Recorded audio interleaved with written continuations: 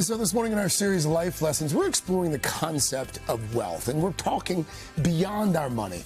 Sahil Bloom is an entrepreneur. He's also the New York Times bestselling author of The 5 Types of Wealth, a transformative guide to design your dream life. That, sir, is an ambitious title. I love it. So let's start with this conversation that you had with a friend, a memorable conversation, clearly, because you maintained it was transformational. It changed the course of your life. Yeah, I went out for a drink with an old friend in May of 2021, and we sat down and he asked how I was doing. And I told him that it had started to get difficult living so far away from my parents, 3,000 miles away. They were on the East Coast. We lived in California at the time. He asked how old they were, and I said mid-60s. He asked how often I saw them, and I said about once a year at that point. And he just looked at me and said, okay, so you're going to see your parents 15 more times before they die. Oh, wow. And I just remember feeling like I'd been punched in the gut. The idea that the amount of time you have left with the people that you care about most in the world is that finite and countable, that you can place it onto a few hands, just shook me to the core. And in that moment, I realized that my entire definition of success, of what it meant to build a wealthy life, was incomplete. That your wealthy life may be enabled by money, but in the end, it will be defined by everything else. Amen. So let's go through those 5 types of wealth. What are they? So time wealth is about freedom. Social wealth is about relationships. Mental wealth is about purpose and growth. Physical wealth is about health. And then financial wealth is about money. We can start with time wealth. Time wealth is about awareness and action. Awareness of the fact that time is quite literally your most precious asset.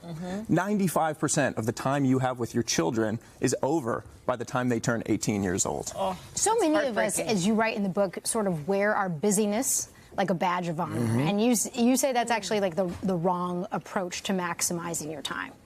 Absolutely. We, as a culture, have glorified busyness. We actually go to cocktail parties and we say, I'm busy, as the sign that we're being productive. And what happens is you get into this rocking horse phenomenon where you're always moving, but never actually making progress on the things that really matter in your life. And what this book fundamentally does is gives you the actions, the actual systems that you can put into place in your life to build upon that awareness, build upon the awareness that time is the most precious thing and that there are these windows that you need to lean into with the people that you care about most. Let's talk about social wealth for a moment because, you know, healthy, strong relationships, I think we can all acknowledge that that's an important part of or it should be an important part of our existence. How can we make sure that we have the right connections in our life?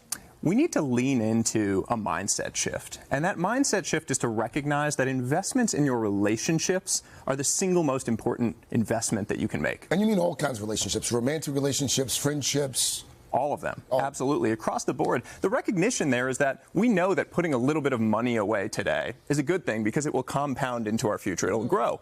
The same principle applies with your relationships. Investing in your relationships on a daily basis, texting the old friend when you think about them, calling your mom for the 2 minutes that you happen to have in the car ride, those are tiny investments that do stack and compound in the exact same way. I want to bring back that graphic for just a moment because we put up something there at the end that I want to get you to explain. Your front row people. Who are these front row people? This is a visualization that I walked through to imagine your funeral. You're dead. People have walked into your funeral, and a few people sit down in the front row.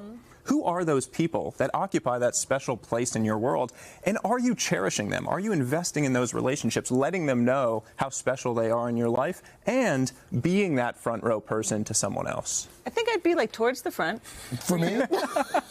If you showed up and sat third Second row, or third I'd be row still surprised. counts. It can be overwhelming to, try to change your life, the way you go about things. So do you have any kind of exercise or advice on how to do that? Your life doesn't change in a day, but if you slowly change your days, you will eventually change your life.